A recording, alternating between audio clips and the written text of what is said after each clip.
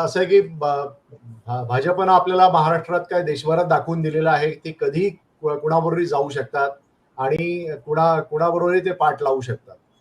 त्यामुळं अजित पवार यांच्या विरोधात आठवड्याभरापूर्वी पंतप्रधान नरेंद्र मोदी भोपाळच्या सभेमध्ये जाहीरपणे बोलले की 72,000 कोटीचं त्यांच्या करप्शन बद्दल ते बोलले आणि आठवड्याभरानंतर अजित पवार हे भाजपच्या सोबत अर्थमंत्री झाले. म्हणजे ज्यांच्यावरती करप्शनचा आरोप झाला त्यांच्या हाती तिजोरीच्या चाव्या दिल्या.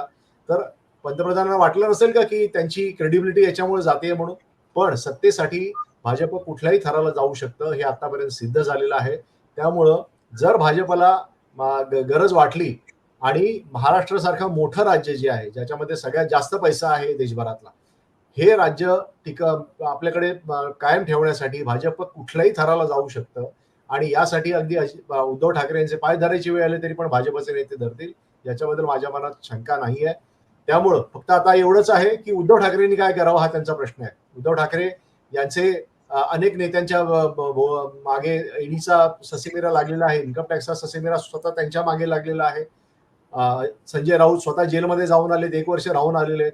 अशा वेळेला उद्धव ठाकरे काय भूमिका घेतात हे सगळ्यात महत्वाचं. पण मला जी माहिती मनोज मला मिळालेली आहे ती म्हणजे रमेश चेन्निथाला जे प्रभारी आहेत महाराष्ट्र काँग्रेसचे आणि केरळचे मोठे काँग्रेस नेते आहेत, यांना खूप झापलं उद्धव ठाकरे यांनी मातोश्रीवरती बोलवून आणि चेन्निथाला यांनी त्यावेळेला त्यांना सांगावं लागलं की मी इथे फक्त हे आहे म्हणजे पोस्टमन आहे काँग्रेस हायकमांडचा.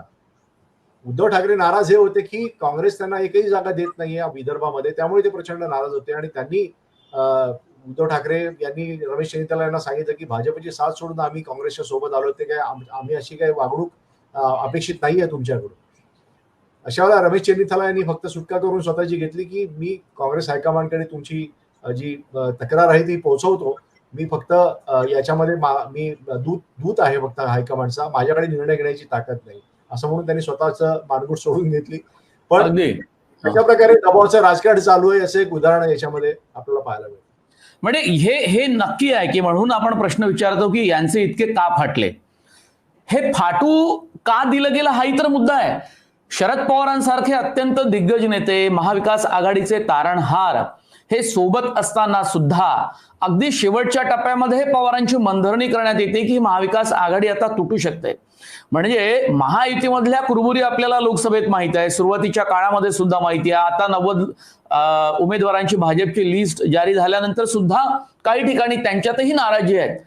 अर्थात ज्या जागा शिंदेंना हव्या होत्या शिवसेनेला त्या जागांवर सुद्धा भाजपनं आपले उमेदवार जाहीर करून टाकले आणि हेही स्पष्टच केलंय अमित शहा यांनी औरंगाबादच्या सभेमध्ये की भाजपनं त्यावेळी त्याग केला होता. म्हणजे आता ही निवडणूक शिंदेच्या नेतृत्वामध्ये लढवली जाईल असं त्यांनी सांगितलं होतं. पण तरी सुद्धा भाजपचा मुख्यमंत्री त्यांना 2024च्या निवडणुकीत हवा आहे आणि संघाला शिंदे नको आहेत आणि संघाने सुद्धा अमित शहा आणि भाजपच्या ज्येष्ठ नेत्यांना कानपिचक्या दिल्या असाव्या आणि त्यामुळे आता जाहीरपणे ही भूमिका घेतली जाते की भाजपला जास्त जागा हव्या आहेत, त्यांना मुख्यमंत्री पदाची आशाही लागून राहिलेली आहे. याचं कारण असं की अमित शहा यापूर्वी बोलत नव्हते, म्हणून मी म्हणालो की त्यांच्या महायुतीमध्ये सुद्धा काही ऑलबेल नाही आहे.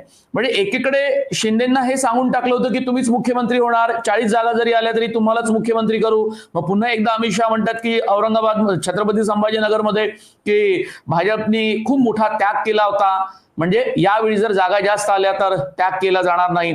अजित पवारांना कमी जागा दिल्या, शिंदेंना सुद्धा कमी जागाच दिली जाण्याची शक्यतेकर त्यांची लिस्ट काही जारी झाली नाही. हे महायुतीमधलं अत्यंत गुंतागुंतीचं राजकारण सुरू असताना उद्धव ठाकरे यांना तिथे कुठला स्कोप मिळेल हा एक महत्वाचा मुद्दा आहे. आणि बरं भाजपचे नेते त्यावर काही बोलत नाही, उद्धव ठाकरे हेही काही बोलत नाही.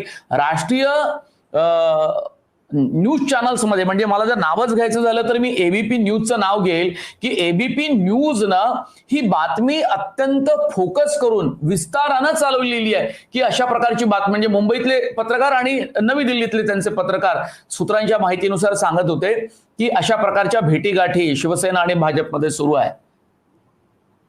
याच्यामध्ये आपण एक लक्षात घेतलं पाहिजे की प्रचार युद्धतंत्राचा वापर तर होतोच आहे, पण दुसरीकडे भाजप हे कुठल्याही थराला जाऊ शकतं हे आपण पाहिलेलं आहे आणि जे आत्ताचे त्यांचे सोबती आहेत त्या सोबत्यांना ते कधीही डंप करू शकतात, ते कधी त्यांना बाहेर काढू शकतात. याबाबतही आपण बघितलं, अनेक ठिकाणी उदाहरणं आपण बघितलेली आहेत. मग ते स्वतः उद्धव ठाकरे यांचं पण उदाहरण याच्यामध्ये आहे. दुसरीकडे जेजेपी नावाचा जो हरियाणाचा पक्ष आहे, ज्याचा उपमुख्यमंत्री त्यांच्या गेल्या निवडणुकीमध्ये हरियाणामध्ये 2019ला त्यांनी उपमुख्यमंत्रीपद दिलं होतं चौटालांना, पण नंतर ते जेजेपी कुठे आहे पार्टी ती आता दिसत नाहीये. त्यामुळं एकनाथ शिंदे हे कायमस्वरूपी त्यांचे मित्र राहतील आणि एकनाथ शिंदेना सांभाळण्याची जबाबदारी भाजपची असं मानण्याचं काही कारण नाही. त्यामुळे लोकसभाची जी निवडणूक आहे ती काढून घेण्यासाठी त्यांनी गोंजारलं एकनाथ शिंदेना. आता एकनाथ शिंदेचा त्यांच्या दृष्टीने उपयोग शून्य आहे, कारण भाजप हा सगळ्यात मोठा पक्ष राहील याच्या बाबतीत सर्वेमध्ये ज्या आपण बघतोय, वेगवेगळे सर्वे भाजपने केलेले होते, त्याच्यामध्ये भाजप हा सगळ्यात जास्त मोठा पक्ष राहील असं दिसतंय. पण एकनाथ शिंदे आणि अजित पवार यांचा किती आपल्याला उपयोग होईल याच्याबद्दल अजूनही बीजेपी जी आहे ती साशंक आहे. आणि त्याच्यामुळेच आपण बघतोय की अमित शहा यांचे वेगवेगळे आपण विधान आपण पाहतोय. जर मी मगाशी म्हटल्याप्रमाणे जर बीजेपीला वाटलं की महाराष्ट्रामध्ये सत्ता कायम राहण्यासाठी उद्धव ठाकरे यांचा पक्षाची आपल्याला गरज आहे, तर ते उद्धव ठाकरेंना सुद्धा सोबत घेऊ शकतात. फरक फक्त एवढाच आहे, प्रश्न एवढाच आहे की उद्धव ठाकरे काय करणार.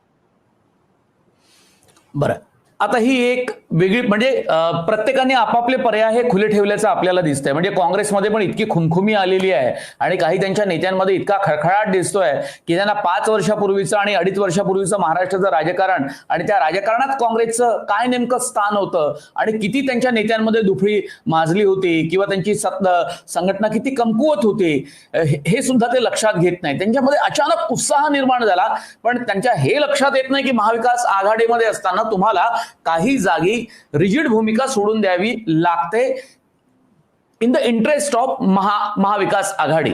असं सगळं असताना उद्धव ठाकरे यांनी सुद्धा मुंबईमध्ये हे लक्षात घ्यायला पाहिजे की त्यांना सुद्धा इथे खूप मोठ्या प्रमाणात मार मुंबईमध्ये बसला होता आणि एक काळ काँग्रेसचा सुद्धा खूप चांगला होता, जिथे बहुसंख्य काँग्रेसचे आमदार हे निवडून आले होते, हेही आपण पाहिले. नंतर तिथे सुद्धा काँग्रेसची मुंबईमध्ये वाताहत कशी झाली ती पाहिली. प्रत्येक पक्षाच्या आपल्या राजकीय प्रवासामध्ये अशा प्रकारची वाताहत आपल्याला पाहायला मिळते. फक्त भाजपच्याच नशिबी आता गेल्या काही वर्षांपासून खूप चांगले दिवस आपल्याला पाहायला मिळते. मात्र प्रत्येक पक्षाला आपले एक आत्मचिंतन करावं, आत्मपरीक्षण करावं अशाच प्रकारची परिस्थिती आहे.